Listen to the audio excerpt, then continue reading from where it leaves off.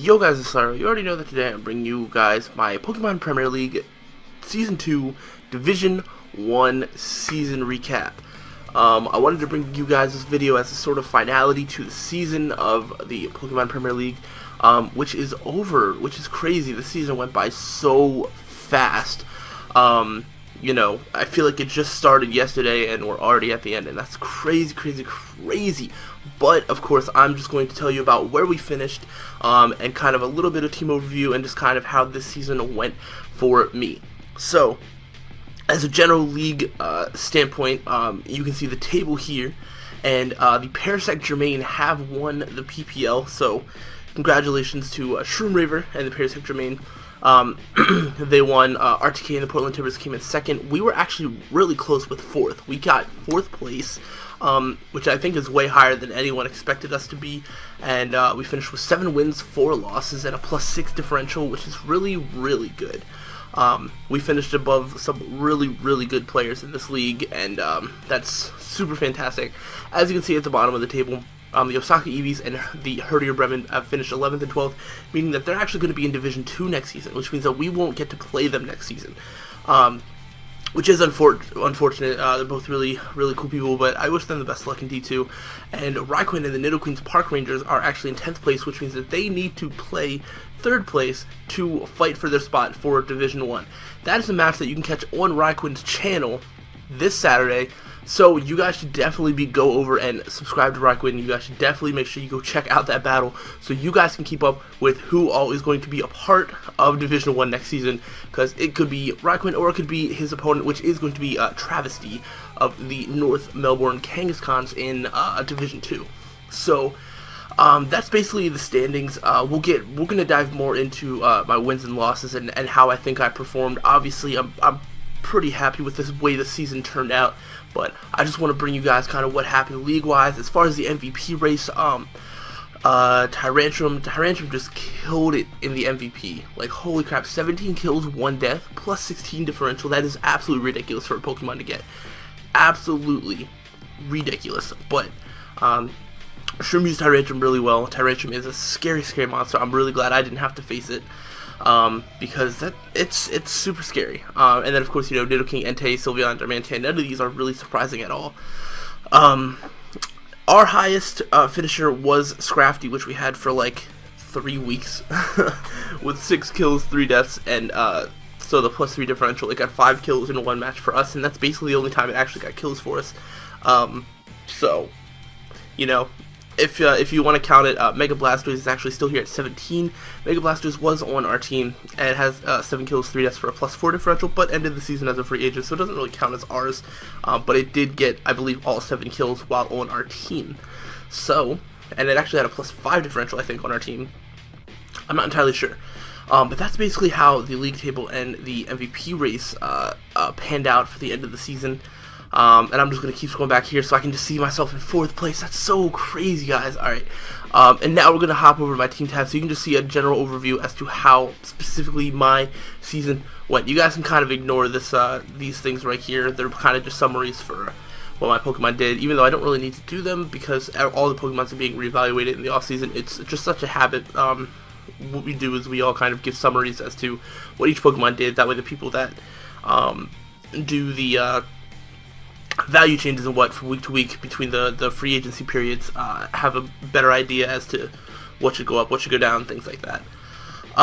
So as you can see, we have all of our Pokemon here. This is the team that we ended up with, because obviously we didn't end up with the same team we started with. The only members remaining from our original draft is Scizor, Gardevoir, and Kecleon, all of which did decently well.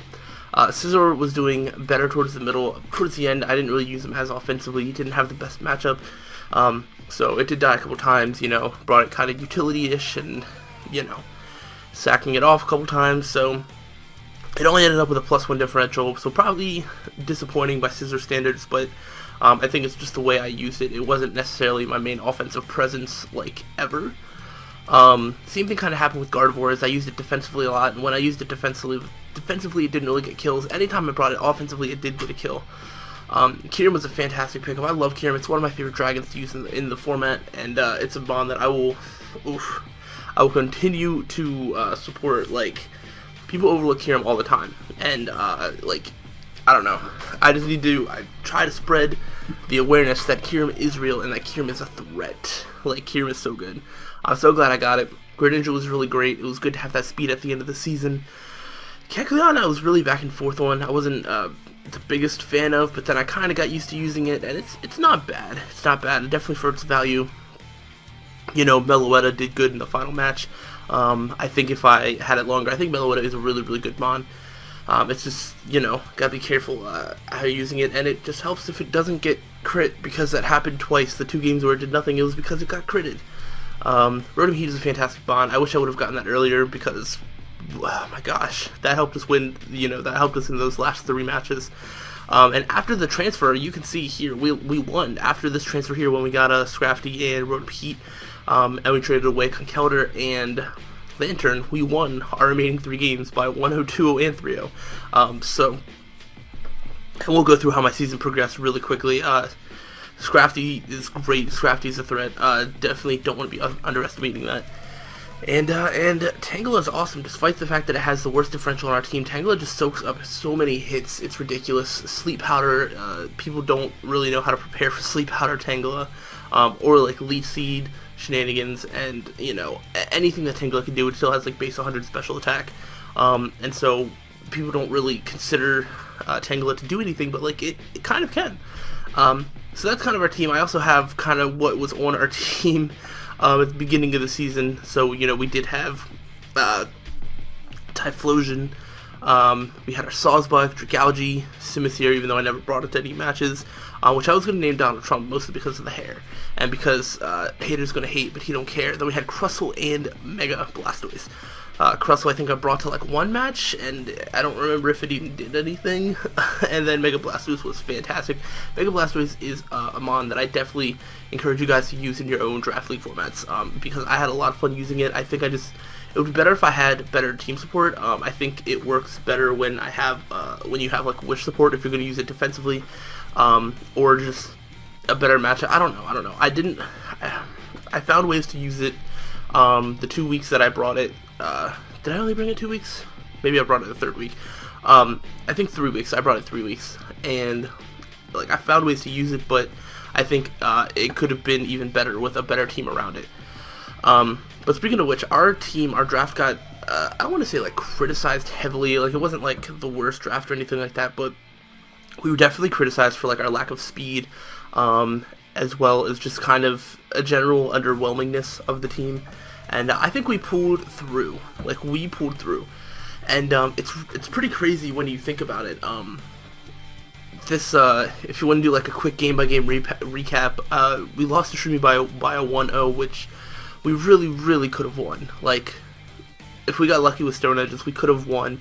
Or, of course, what I always argue is that I should have just preserved Typhlosion in that match. Because if so, then I would have had something to do with this Scyther. And then I wouldn't have gotten swept. So a mixture of me playing better, plus maybe a little bit more luck on my side, could have gotten me a win against Shroomraver, which would have been huge. Like, people sleep on us. You know, they definitely underestimate us, and don't think that we're a threat and think that we can win. But I think as the season progressed, we showed that we could. Obviously, that 3-0 loss to Kino was something that I expected going into that match. I didn't expect to win that. His team was just ridiculous. And then we pulled off a nice string of victories. The kind of lucky 1-0 against the Osaka Eevees, also living on possibly a roll against the Norwich Skitty, so we got 2 close 1-0s. But after that, you know, a 3-0 against the Eterna City Enders, almost pulling out the win, which would have been a 1-0 win over the Portland Timbers and RTK and the Portland Timbers, and which is crazy to think, if I would have beaten Shroomy and RTK, we would be the PPL champions right now. So that just puts some things into perspective. Like that's crazy.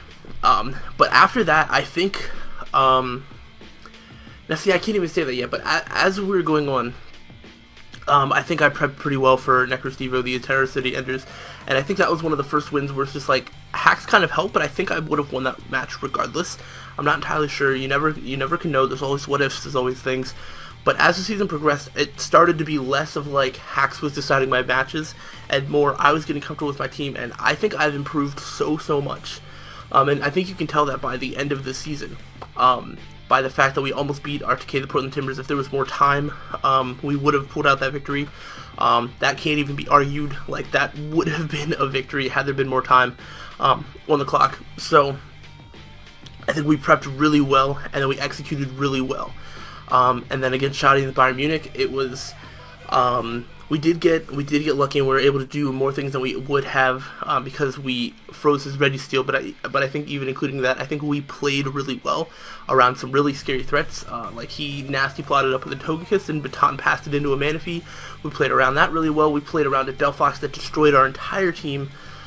And kind of. Some of that could be argued that it was like his misplaying, but I think given the situation, he knew what he needed to do. He made the plays that he needed to make, and we just made the plays we needed to make, and we came out on top. Ethan, the Miami Rotom Heat, we got closer to beating him than the 3-0 indicates there, because there was... at the end of the match, I had the Akaberry Scizor with the Sword Stance, and with just a little bit more chip damage on the Starmie, we would have just swept his entire team. Unfortunately, that wasn't able to happen, but I think we executed as well as we could have that match. I was really happy with the way I played that game. And then just the final 3 weeks of the season. The final 3 weeks of the season, I think, is when I just put it all together. I think all 3 of those games, I can't really think of any mistakes that I made. I think I did all the plays that needed to be made, and clearly they got me to victory. After week 8, it wasn't really guaranteed that I was going to get a winning record, that I was even going to be in a good position at anywhere by the end of the season. But we beat Evelyn, which was fantastic. I think we played around our team very well. We beat Raiquin, which was also really great. We made all the plays we needed to make. I can't think of a single mistake that we had. And then we beat Alex in the Self Dino, which was crazy because his team was so offensive, and I usually struggle so much to play against teams like that. Staraptor, Nidoking, Hariyama, things that I just had nothing to deal with. I had something to do with Nidoking, to be fair, but it was just like this type of team that I've always struggled. By the end of the season, I think we've grown so much. Like, I've grown so much as a competitive battler, as a league format competitive battler, specifically speaking, that I was able to prepare for a team that maybe at the beginning of the season I wouldn't have been able to prepare for and beat. So I think just this kind of shows the progress of my season pretty accurately.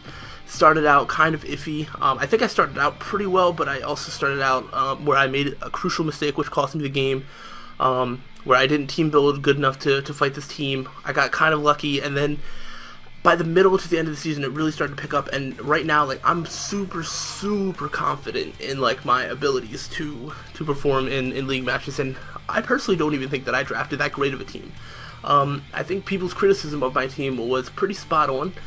I made it work. I made the lack of speed work. I think speed's a little bit overrated if you have ways to control speed, choice scarfs, thunder waves, anything you can do, or just defense to take on fast things. You can work around lack of speed. But I definitely get where people's criticism was coming from of my team, and I think we worked around it really, really well. It's like, I don't know, I think given next season, I plan on drafting a better team. I think I'm a better drafter, and we'll get into that because things and stuff that you probably already know about, but I'll kind of hit more at right after I talk about this. So next season, PPL Season 3 will be happening. It's going to be a couple months most likely. But don't you worry, by the time next season starts, like, we are going to be ready. We're going to be in a prime position to win. Like, we finished in 4th place. Like, that's towards the top. So I think people should definitely respect the threat that is the Pittsburgh Pyroar. Pittsburgh Pyroar will be back for Season 3, and we are going to have our sights on first place. It's going to be first place or nothing. Like, that is the goal. That is what we're aiming for next season, and I'm going to work as hard as I can to get a team that can pull us through to a championship, because I think we have the capability to do that. All this green that indicates all these wins, I think shows you that we can play with anybody, we can beat anybody, and given the fact that we're better now than we were at the beginning of the season, and the fact that we will hopefully have a better team next season, shows you that we are ready to take next season by storm. So, I can't really think of anything else to recap for this season. Also, when it comes to the spawns, obviously, I don't know why I'm bringing this up now, but this didn't include traded Pokemon because their stats got transferred on. So other Pokemon that we had were Conkeldurr, which is fantastic. Conkeldurr is a fantastic Mon. Everybody should use. It's one of the better fighting types. Lantern, we had Tornadus, we had Dragonite, but it didn't ever show up. Wow, we probably had other stuff too. We had Donphan. Donphan is fantastic. Oh my gosh, I love Donphan. People definitely sleep on Donphan so much, but it's such a good Mon. And Musharna, which was there. And I want to say that's everything. We had Salamence on our team for like 5 seconds, but, you know, that's different. So yeah. So this concludes the end of Pokemon Premier League Season 2. I hope you guys stick around for Season 3. As well as there's going to be some more league content, a video that I will be making soon to explain all the details of what I mean by that. But until then, make sure you go over to Raquin's channel. Like I said, on Saturday he should have the battle against Travesty for the fight for Division 1, that Division 1 spot. So there's still PPL action happening, it's just the end of our season. And then after that there's going to be a matchup between the person in first place for Division 1 versus the person in first place in Division 2. So that's going to be a match between Shroom River and the Trojan Horsey with their teams, and that's going to be a fantastic match as well. So, there's PVL content happening, just not on this channel until next season, where we will be going for victory. So I hope you guys enjoyed my little season recap, and I hope you guys stick around for future League and PPL action, and I will see you guys on the next time. So until then, stay sly.